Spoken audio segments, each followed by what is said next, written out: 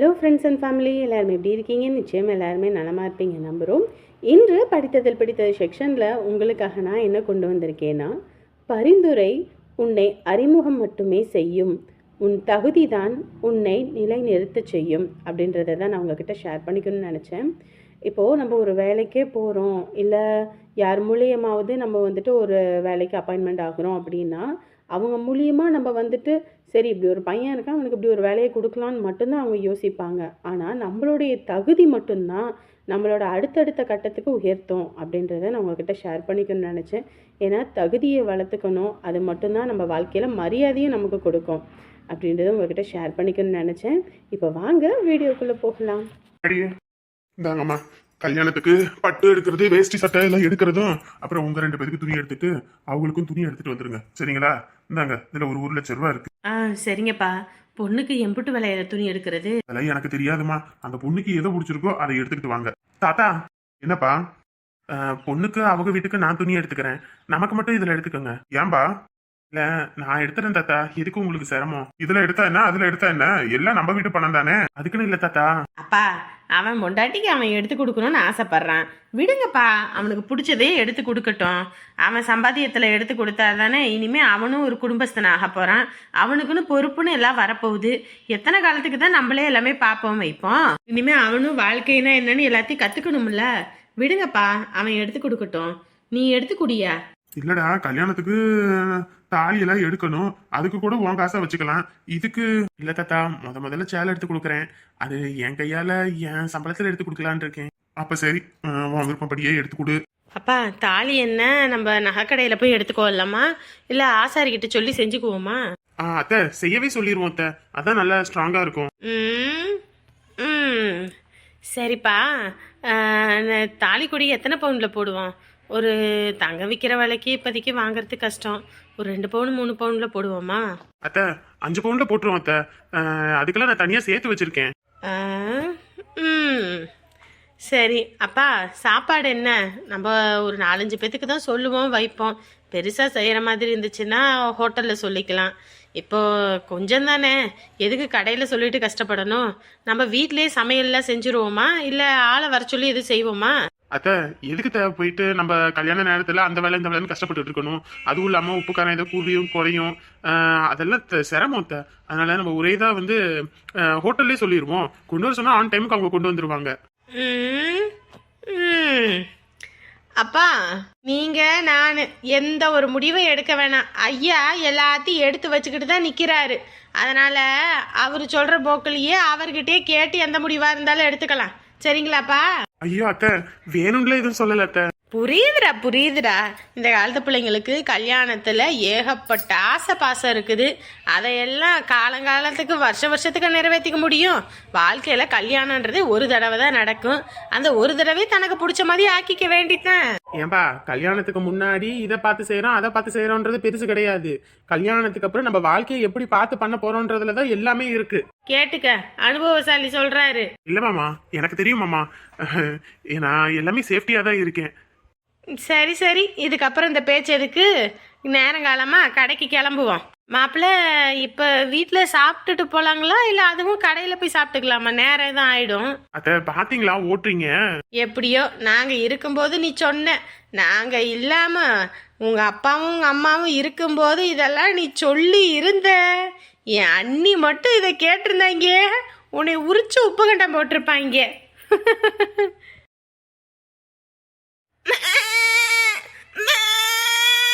அடே, அம்மா வந்துட்டேன்டா.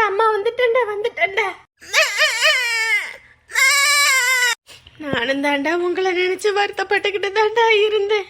உங்களை எப்படியாவது கூட்டிக்கிட்டு வந்துடணும்னு தான் அம்பிட்டு கஷ்டப்பட்டு 20,000 புரட்டிக்கிட்டு வந்தேன். ஐயோ ஆண்டவனே, நல்லா இருந்துச்சுங்க, இழைச்சு போய் கிடக்குதுங்களே. இந்த ஆடுக என்னம்மா கத்தியே சலிக்குதுங்க? தண்ணி வச்சாச்சு, பச்சை புல்லு போட்டாச்சு, அப்பயும் கத்துதுங்க. இவளுக்கு ஒரு வேலையே இல்லையா? ஏண்டி, உனக்கு ஒரு வேலை பொழப்பே இல்லையா? தினந்தோறும் வந்துகிட்டு இருக்க. நான் தான் சொல்லிட்டேல, காசு இருந்தா காசை கொடு, அதுக்கப்புறம் நீ ஆட்டை பிடிச்சிக்கிட்டு போன்னு சொல்லிட்டேன். அதை விட்டுட்டு சும்மா வந்துகிட்டு இருக்க. இங்க பாரு மஞ்சுளா, நான் ஒன்றும் உங்ககிட்ட காசு வாங்கினேன்னா அதுக்குன்னு என் ஆட்டை நீ கூட்டிக்கிட்டு வந்தா நான் கம்முன்னு இருப்பேனே. என்னடி பண்ணுவ, என்ன பண்ணுவ? இங்க பாரு, உனக்கு தேவை உன் பணம் அம்பிட்டு தானே. கை நீட்டி வாங்கினேன், அன்னைக்கு வட்டி காசை கொடுத்துட்டேன். இந்தா உன் அசல் 20,000 கொண்டு வந்துட்டேன். இதுக்கப்புறம் எந்த பேச்சும் என்கிட்ட பேசக்கூடாது சொல்லிட்டேன். ஆத்தாடி, உன்கிட்ட மனுஷன் பேசுவானா? என் காசை குடுறி, நான் இதுக்கிட்ட உன்கிட்ட பேச போறேன். இந்தா புடி, இதுல 20,000 ரூபாய் இருக்கு. இத்தனை நாள் காசே இல்ல அப்படின்னாலுங்க. இப்ப பாத்தியா, அதாவது அங்கங்க தட்ட வேண்டிய இடத்துல தட்டணும், அப்பதான் காசு வெளியே வரும் போல இருக்கு. ஆட்டை பிடிச்சி இழுத்துட்டு போனோடனே உன்கிட்ட இருந்து காசு வருது. இல்லைன்னா ஓடி ஓடி ஒளிவ. யாரு காசை வாங்கிட்டல, இதுக்கப்புறம் உங்ககிட்ட பேச்சும் கிடையாது ஏச்சும் கிடையாது. என்னமோ உங்ககிட்ட காசை கை நீட்டி வாங்கினா உனக்கு என்ன நான் அடிமை நினைப்பா? உன் காசை கொடுக்காம என்ன நான் ஊரை விட்டா ஓடிட்டேன்? அதே வீட்டில் தானே இருக்கேன். இப்போ உன் காசை உன் கையில் கொடுத்துட்டேன். இப்போ நீ பேசின வார்த்தை அள்ள முடியுமா? என்னைக்குமே வாய் இருக்குன்றதுக்காக வாய்க்கு வந்தபடியெல்லாம் பேசக்கூடாது. என்னைக்கு என் நிலைமை இப்படியே இருக்காது. வாழ்க்கை சக்கரை மாதிரி. இன்னைக்கு கீழே இருக்கவங்க நாளைக்கு மேலே போவாங்க, மேலே இருக்கவங்க கீழே வருவாங்க. நானும் இன்னைக்கு இதே மாதிரி இருந்துருவேன்னு நினைக்காத. இதுக்கெல்லாம் சேர்த்து அனுபவிக்க போற பாரு. ஒரு குட்டியை போய் பிரிச்சுக்கிட்டு வந்தல்ல பாரு, இதுக்கு நீ என்ன கதிக்கு ஆடியன்னு. நல்ல உங்க சாபமே இந்த காலத்துல பழிக்க மாட்டேங்குது. உன் சாபம் தான் என்னை பழிக்க போகுதா? இன்னத்துக்கும் கையை நீட்டி காசை வாங்கிட்டு ஊரா ஓடி ஓடி ஒளிஞ்சு திரிஞ்சவ நீ. நான் ஒன்றும் கிடையாது, சரியா? கடன் வாங்க முடிஞ்சு கொடுக்க முடிஞ்சாதான் நான் கை நீட்டி வாங்குவேன். உன்ன மாதிரி காசை வாங்கிட்டு டிமிக்கி கொடுத்துட்டு ஏளனமா பேசிக்கிட்டு ஒளிஞ்சுக்கிட்டு தெரிய மாட்டேன். சரி, காசை வாங்கிட்டால, இதுக்கப்புறம் நீ ஒரு பேச்சும் பேசக்கூடாது சொல்லிட்டேன். நீ உனக்கும் எனக்கும் இந்த ஒட்டும் கிடையாது, உறவும் கிடையாது. ஆத்தாடியாத்தா, கொடுத்த காசை கேட்டா பகையால வந்து விடியுது. கடன் அன்பை முறிக்கும். கடன் கை காலை முறிக்கும்னு தான் இனி போர்டு போட்டு வைக்கணும். ஆட்டை பிடிச்சிக்கிட்டு போறேன். என் காசு வந்ததுக்கு அப்புறம் எதுக்குடி வாடு பிடிச்சிக்கிட்டு போ. தங்க பிள்ளைகளா, அம்மா வந்துட்டேன்டா. நம்ம வீட்டுக்கு போயிருவோம். நல்லவங்க சாபமே பழிக்கல. நேரவாய் ஊத்தவாய் சிறுக்கி இவ சாபம் தான் எனக்கு பழிக்க போகுது. காசுன்னு தேவைன்னு வந்துச்சுன்னா போதும், கையில காலில் விழுந்து நடிச்சுக்கிட்டு திரிவாளுக. அதுவே தேவை முடிஞ்சது அவளுக வேலையை காட்டுவாளுக. இதுக்குத்தான் ஆட்டுக்கும் மாட்டுக்கும் கடவுள் அளந்து வச்சிருக்குது வாழை. இல்லைன்னா ஆடுற ஆட்டம் தாங்காது. ரெடி இரு, இதுக்கோசரமே நான் தொழில் வைக்கிறேன். அதுக்கப்புறம் உங்க மூஞ்சிலாம் கறியை பூசுறேன். டேய் வாடா, கோயில் குளத்துக்கு போனா தானே நமக்கு பிடிச்சதெல்லாம் நீங்கும். மா ஒரு நாள் லீவு, அதுல கூட அங்க வா இங்க வான்னு இருப்பியாமா? நான்லாம் வரலமா, நீங்க போயிட்டு வாங்க. டேய், இன்னைக்கு சிவன் கோயில்ல நல்ல விசேஷமா இருக்கும்டா. ஊரே அங்கதான் இருக்கும். நீ தான் எதுக்குமே வர மாட்டேங்கிற. உங்க அப்பாரும் அப்படிதான் வேலை வேலை வேலை வேலைன்றாரு. வீட்டுல இருந்தா கூட கோயிலுக்கு வர மாட்டாரு. நீயும் அதே மாதிரி பண்ணு. மா விருப்பம் இல்லைன்னா விடுங்கம்மா, நீங்க போயிட்டு வாங்க. ஏமா இவன் கெஞ்சினா ஓவரா மிஞ்சுவாமா. வந்தா வரட்டு, வராட்டி போட்டு வாமா, நம்ம போவோம். தம்பி வாடா, இன்னைக்கு சிவன் கோயில்ல நல்ல விசேஷம்டா. ஊரே அங்கதான்டா இருக்கும். நம்ம மட்டும் போகலனா அங்க எல்லாம் எப்படிரா? ஷப்பா ஏமா டைம் ஆயிடுச்சுமா, வாமா. இங்க பாரு, நாளைக்கே உனக்கு ஒரு கல்யாணம் காட்சி நடக்கணும்னா கோயில் குளத்துக்கு போனா தானடா நடக்கும். அவனுக்கு காசு சேர்த்து அப்படியே பேங்க்ல போட்டு பூட்டி வச்சுக்கணுமா, எடுக்கவே கூடாது. கல்யாணம்லாம் ஆனா செலவாயிரும்ட்டு ஐயா கல்யாணமே பண்ணிக்க மாட்டான். ஆமா, உன்ன மாதிரி தண்ட செலவு பண்ணிக்கிட்டு இருப்பாங்களா? இப்ப கூட பாக்கெட்ல இந்த 30,000 மாசம் சம்பாதிக்கிறான், 10 ரூபா கூட வச்சுக்க மாட்டேங்கிறான். அவனை ஏன்டா இப்ப சண்டைக்கு இழுக்கிற? நீ கோவிலுக்கு வாடான்ற. அப்பதானே உனக்கு ஒரு நல்ல பொண்ணு கிடைக்கும், கல்யாணம் காட்சி நடக்கும் சீக்கிரம். அவன் தான் சொல்றேன்ல, செலவாகும், கல்யாணம் வேண்டான்றான். ஏம்மா அவனை கூட்டிட்டு போ. அவன் தான் கல்யாணம் ஆகணும்னு பறக்க நான் ரெக்க கட்டிக்கிட்டு சீக்கிரம் கல்யாணத்தை பண்ணி வை. நீ சொன்னான்னு சொல்லினாலும் உனக்கு முன்னாடி கல்யாணம் பண்ணிக்க வேண்டியே. அதான் மூஞ்சில நல்லா எழுதி ஒட்டி இருக்கு. பா அப்பா, உங்க 2 பேர் பஞ்சாயத்து என்னைக்குமே ஓயாதப்பா. என்னமோ பண்ணுங்க சாமி. நீ வாடா, நம்ம போவோம். எப்பா ஒரு நாள் வீட்டுல லீவ் இருந்தாலும் கோயிலுக்கு வா, அங்க வா, இங்க வான்னு இந்த அம்மா டார்ச்சர். இப்ப நல்லா படுத்து தூங்கலாம். அதுவும் இல்லாம இந்த சின்ன தொல்லையும் போயிருச்சா, இனி நிம்மதி. ஏய், நீ சாரி கட்ட வேண்டியதானடி? சாரி எல்லாம் உங்களை மாதிரி ஓல்டு லேடிஸ் கட்டுறது. நான் யூத்து, நான்ல சாரி கட்ட மாட்டேன். நீ ஏன் பழைய டெலிபோன் பூத் மாதிரி தான் இருக்க? நீ யூத்தா? உங்ககிட்ட நான் ஏதாவது பேசுனேனா? வேணும்னே எதுக்கடி என்கிட்ட வம்புக்கு வர? இவரே அக்கான்னு மரியாதையா பேசு. இந்த வாடி போடின்னு வச்சுக்கவே வாயை பிடிச்சி தச்சிருவேன். ஏய் கம்முன்னு இருங்கடி. ஏன்டி இப்படி ஆரம்பிக்கிறீங்க? ஏக்கா நீயே பாக்குறல்லக்கா, நான் பாட்டுக்கு 7 தானே உன்கிட்ட பேசிக்கிட்டு இருக்கேன். வேணும்னே வம்புக்கு வரா, வேணும்னே தான் பண்ணிக்கிட்டு இருப்பா அவ. ஆனா வெளியே மட்டும் பாரு, அப்படியே ஊமக்கொட்ட மாதிரி நல்ல வேஷம் போடுவா. விஷம் பிடிச்சவ ஒட்டம்பு முழுக்க விஷம். ஆரம்பிச்சிட்டாளுகம்மா. ஏண்டி நெஞ்சு வலிக்குதுரி, எனக்கு நெஞ்சு வலிக்குதுரி. நான் போய் சேர்ந்துருவேன் போல இருக்குடி. ஏண்டி என் உயிரை எடுக்கிறீங்க? கோயிலுக்கு போயாவது நிம்மதியா இருந்துட்டு வரலான்னு பார்த்தா ஏண்டி இப்படி என்னை சாவடிக்கிறீங்க? ஏமா இவதாம வேணும்னே என்கிட்ட வம்பிழுத்துக்கிட்டு இருக்கா. இந்த பெரிய கழுதை இருக்கா பாரு, இந்த ஊம குசும்பு வேலை பண்ணிக்கிட்டு இருந்தா உன்னை தொலைச்சு கட்டி போடுவேன்னு சொல்லிட்டேன். நான் சொல்லவே இல்லம்மா, நான் சொல்லாதது சொன்னேன்னு சொல்லிக்கிட்டு இருக்கா. ஏக்கா நான் சொன்னேனாக்கா இங்க பாரு, கோயிலுக்கு போற நேரத்துல என் உயிரை எடுக்காதீங்கடி, என் உயிரை எடுக்காதீங்க. ஏன்டி என் வயிற்றுல கொட்டிக்கிறீங்க? ஏன்டி இப்படி தினந்தோறும் என்னை கத்த வைக்கிறீங்க? உங்ககிட்ட கத்தியே நான் சீக்கிரம் போய் சேர்ந்துருவேன் போல இருக்குது. ஐயோ எதுக்கு கோயிலுக்கு போற நேரத்துல இந்த மாதிரி எல்லாம் பேசுறீங்க? அப்பெல்லாம் பேசாதீங்க. பாக்குறலம்மா, நீ பாக்குறதானே எப்படி வரைஞ்சு கட்டிக்கிட்டு வராளுங்க பாரு. இவளுக்கு 2 பேரும் கூட பிறந்தவளுங்க மாதிரியா பண்றாளுங்க. ஏதோ மாமியார் மருமவ மாதிரி சண்டை போட்டுக்கிட்டு கிடக்குறாளுங்க. இவளுக மட்டும் ஒரு வீட்டுக்கு வாக்கப்பட்டு போனாளுங்க, அந்த குடும்பம் 2 தான். இவ போற வீட்டுக்கு மனுஷன் போவானா? நீ வீட்டுக்கு போறியே, அந்த வீட்டுல மட்டும் மனுஷன் இருப்பானா? முதல்ல அடிச்சு இவளுக 2 பேரையும் மண்டை போட்டு போறேன் பாரு. எரும மாடுங்க. பெரிய எருமை பெருசுக்கு சேர்த்தி இல்ல, சின்னதுக்கு சேர்த்தி இல்ல. சின்னவளே, உனக்கும் ஊம குசும்பு பாத்துக்கிட்டு இருக்காத சொல்லிட்டேன். அடி வெள்ளு ரோட்டி போடுவேன் நானு. என்னடா தலைக்கு மேல வளர்ந்துட்டாளுங்க, இனிமே அவளுகளை கையை வைக்க கூடாதுன்னு தான் நான் பொறுமையா போறது. நீங்க 2 பேரும் ரொம்ப இதான் எடுத்துக்காதீங்க. உரிச்சு போடுவேன் நானு. சின்ன வயசுல வச்சு உரிக்கிறது தெரியுமில்ல எப்படின்னு. மறுபடி பெரம்ப எடுத்து 2 பேரும் அம்பிட்டு தான் சொல்லிட்டேன். உங்க அப்பா கிட்ட நானும் பல வாட்டி சொல்லிட்டேன், கல்யாணம் பண்ணி இதுங்க 2 முதல்ல அனுப்பியான்னு. அந்த மனுஷன் கேட்டே தொலைய மாட்டேங்கிறான். சொந்த மந்தத்துல ஏதோ மாப்பிள்ள இருந்தா கூட இதுங்க 2 தாட்டி விட்டுறலாம் போல இருக்குது. 2 எப்பதான் வீட்டை விட்டு போவங்களோ அன்னைக்குதான் எனக்கு நிம்மதி. பிள்ளைங்களா இதுங்க. கோயிலுக்கு போலாம் நினைச்சா கூட நான் தலைவலியோட தான் போறதா இருக்குது. கொடுமைன்னு கோயிலுக்கு போனா அங்க ஒரு கொடுமை ஜங்கு நான் அனுச்சான். ஏண்டி ஏற்கனவே அவங்க கத்துவாங்க, இதுல நீங்க 2 பேரும் வேணும்னே கத்திக்கிட்டு பாத்தீங்களடி. இப்ப நாளதான் எல்லா டென்ஷனுமே. அபி கம்முனேரு, வாங்க போவோம் முதல்ல கோவிலுக்கு. என்னை ஒட்டிக்கிட்டு வராத சொல்லிட்டேன். ஆமா, உன்னை ஒட்டிக்கிட்டு வரணும்னு எனக்கு ஆசை பாரு. மனுஷன் ஒட்டுவானா? இரு உன்னை வீட்டுக்குள்ளே வச்சு பூட்ரி பாப்போம். பூட்ரி நீ. எம்மா பூமாரி, அத்தாடி கருப்பாயி கூட்டிட்டு வந்துட்டியா? 2 கண்ணுக்குள்ளேயே எழுந்துச்சுங்க. ஏய் கருப்பாயி, என்ன தேனியா நீ? இல்லடி, புல்லுகள எதுவும் போட்டாலா இல்லையா? அதெல்லாம் பச்சை புல்லு போட்டு புண்ணாக்கு தண்ணியெல்லாம் வச்சிருந்தாமா. ஆனாலும் உடம்பு தேர்ன மாதிரி இல்லையாடி. நான் ரோடே அழைச்சு கூட்டிக்கிட்டு போவேன் வருவேன்.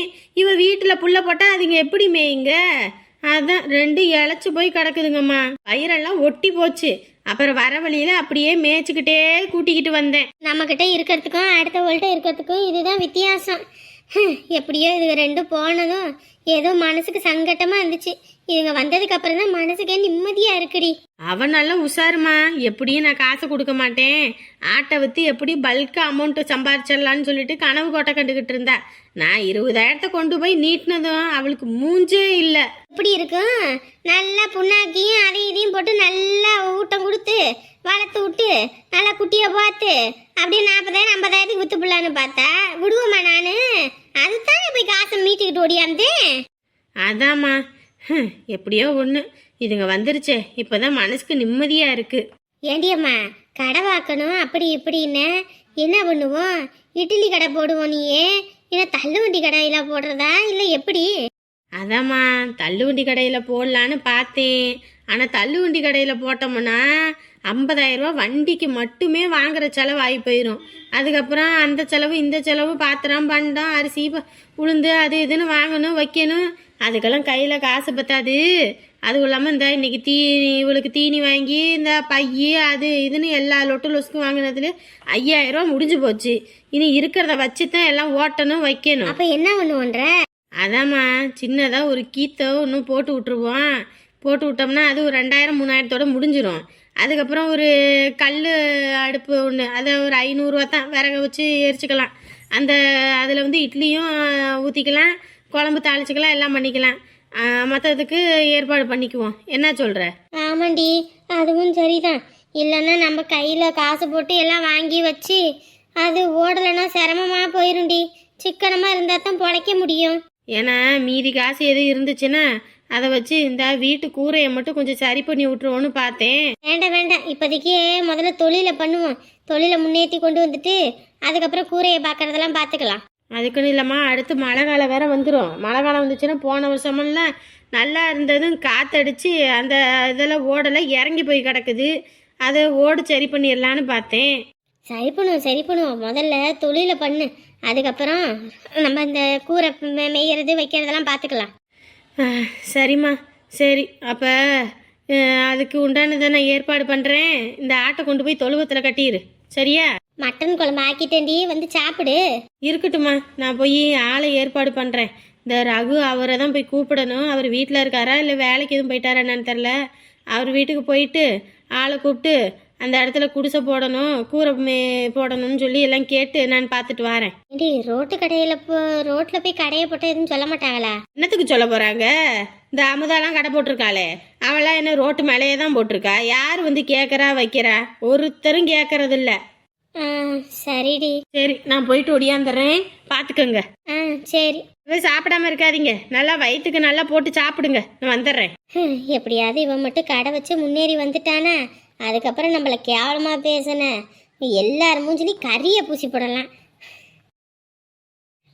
எப்படியோங்க எல்லா கோவிலுக்கும் போயிட்டு வந்தாச்சு. இப்பதான் நிம்மதியா இருக்கு.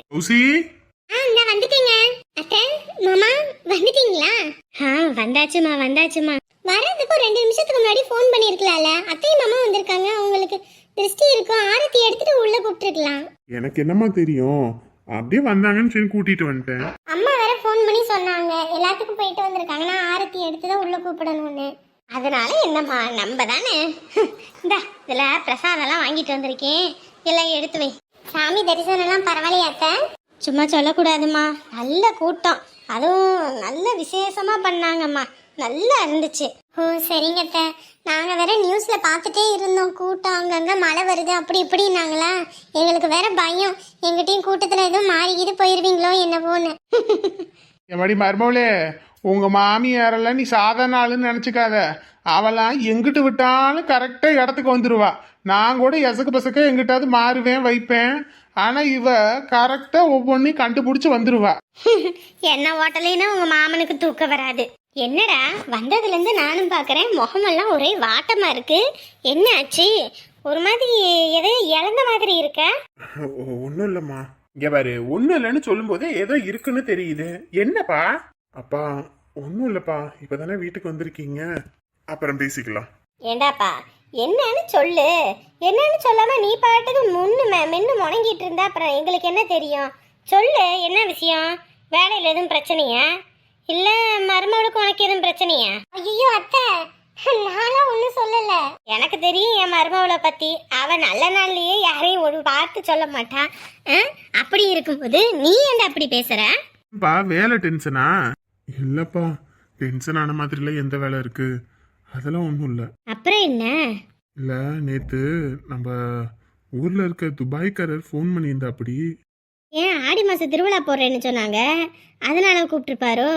ஆமாம் ஆமாம், ஆடி மாதம் கடைசிக்கு தானே குலதெய்வம் கோயிலில் நோம்பின்னு சொன்னா. அப்படி ஆமாம், அதுக்கு வந்துட்டு போங்க அப்படின்னு அன்னைக்கே ஊர் தலைவர் சொன்னா. அப்படி நாம் தான் இருந்துட்டு இல்லைங்க, ஏற்கனவே பஞ்சாயத்தில் ஊருக்குள்ளே வரக்கூடாதுன்னு சொல்லிட்டாங்க, மறுபடியும் அங்கே வந்தால் சரியாக இருக்காது அப்படின்னு.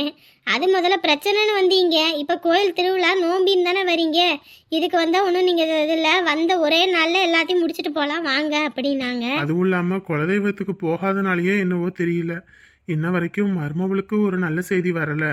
குலதெய்வத்துக்குன்னு போவோம்டா, போய் அங்கே விளக்கு போட்டால் தான் நல்லது நடக்கும்னு சொல்லி எல்லாருமே அங்கே வந்தவங்களுமே சொன்னாங்க.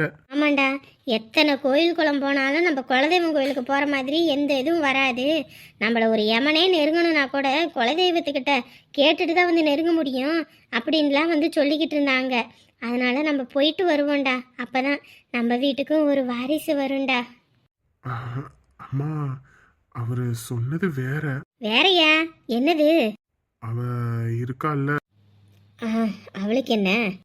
அவ வீட்டுல ரொம்ப கஷ்டமாம்மா. சாப்பாட்டுக்கே ரொம்ப கஷ்டப்பட்டுட்டு இருக்காளாம். அவங்க அம்மா கிட்ட சொல்லி நான் போட்ட தாலியை கொண்டு போய் அடகு வச்சிருக்காங்க இவர்கிட்ட 1,00,000 ரூபாய்க்கு. அதான் அவர் ஃபோன் போட்டு சொன்னாரு. நான் கொடுக்க மாட்டேன்தாப்பா சொன்னேன். வேற ஒருத்தவங்கள்ட்ட கொடுத்தா ஏமாத்தி போடுவாங்க. அதுவும் இல்லாம நம்மக்கிட்ட இருந்துச்சுன்னா கொஞ்சம் பாதுகாப்பாகவும் இருக்கும். அதே சமயம் உங்ககிட்ட சொல்லாம விட்டாலும் தப்பா போயிடும். அதனாலதான் உங்களுக்கு ஒரு வார்த்தை ஃபோன் போட்டு சொல்லணுமேனு சொல்றேன் அப்படின்னு. அப்படி தானும் படுக்க மாட்டா, தள்ளியும் படுக்க மாட்டா. உடம்பு முழுக்க விஷம்னா விஷம், ஊறுபட்ட விஷம். கஷ்டம் கஷ்டம்னு இப்படியா? தாலி கொடியை போய் எவளாவது அடகு வைப்பாள? கொஞ்சமாவது அறிவு வேண்டாம். இவெல்லாம் என்ன மனுஷியோ? அதுலேயும் பாரு, அவள் ஆத்தாக்காரி இருக்காளே. கஷ்டம்னா கூட எவளுமே கழுத்தில் கிடக்கிறத எடுக்க மாட்டாங்க. ஆனால் அதை கொண்டு போய் வைக்கிற அளவுக்கு அந்த லட்சணத்தில் இந்த குடும்பம் நடத்திக்கிட்டு இருக்காளுங்க அவளுங்க. ஏம்மா, அவ எப்படியோ போயிட்டு போட்டோம். நான் கழுத்துல போட்டதை கூட நான் திருப்பி கேட்கலம்மா. ஆனா என் பொண்ணு அங்க இருக்காளம்மா. அவளை கூட்டிட்டு வந்து ஆகணும் இல்லம்மா. எத்தனை காலத்துக்கு தான் அவ அங்கேயே கஷ்டப்படுவா? சாப்பாட்டுக்கு இல்லாம தண்ணிக்கும் இல்லாம இங்கே குழந்தை வர வேணும்னு சொல்லி கோயிலாக திரிகிறோம். அங்கே ஆனால் என் குழந்தை அங்கே சாப்பாட்டுக்கும் தண்ணிக்கும் கஷ்டப்பட்டுக்கிட்டு கிடக்குறா. சத்தியமா வேண்டாம்மா. நான் என் பிள்ளைய கூட்டிட்டு வரலான் இருக்கேம்மா. அவ எக்கேட கெட்டு போட்டோம். ஆனால் என் பிள்ளை எனக்கு வேணும்மா. டேய், ஊர் பஞ்சாயத்துக்கு கட்டுப்பட்டு ஆகணும்டா. 18 வயசு வரைக்கும் நீங்கள் உங்கள் பொண்ணை வந்து கூட்டிகிட்டு போகக்கூடாதுன்னு சொல்லிட்டாங்க. அதனால தானே போன தடவை போய் அவ்வளோ பிரச்சனை வம்பு சண்டைன்னு ஆகிப்போச்சு. எழுதி வாங்கிட்டு வந்திருக்கா. அப்படின்னும் போது நம்ம போன தப்பாயிடும்பா. அதுக்குன்னு இங்கே நான் கை நிறைய சம்பாதிக்கிறேன்ப்பா. சம்பாதிச்சும் நிம்மதி இல்லைப்பா. உங்களுக்கு சொன்னால் புரியல. இந்த வயசுலேயும் நான் அம்மாவையும் விட்டுட்டு இருக்கிறதில்ல, உங்களையும் விட்டுட்டு இருக்கிறது இல்லை. ஆனால் என் புள்ள அங்கே கஷ்டப்பட்டுட்டு இருக்கா. சின்ன வயசுல எனக்கு எதுவுமே இல்லாமல் நீங்கள் வளர்த்ததில்லை. ஆனால் என் புள்ள அங்கே எதுவுமே இல்லாமல் வளர்ந்துக்கிட்டு இருக்கு. எப்படி என்னால் பார்த்துட்டு கம்முன்னு இருக்க முடியும்? வேணாம்ப்பா, இதுக்கு மேலே என்னால் சத்தியமாக முடியாது. போய் என் பிள்ளைய கூட்டிகிட்டு வருவான். அவள் எப்படியோ போயிட்டு போட்டோம். இவ கடன்பட்டு அதைப்பட்டு இதைப்பட்டு என் பிள்ளை கஷ்டப்படக்கூடாது. போய் தான் தீரணும். நீங்கள் வந்தோன்னே இதை பேசக்கூடாதுன்னு தான் பொறுமையாக இருந்தேன். நீங்களா கேட்டவன் தான் சொன்னேன். என்னன்னு பார்த்து முடிவு பண்ணுங்க.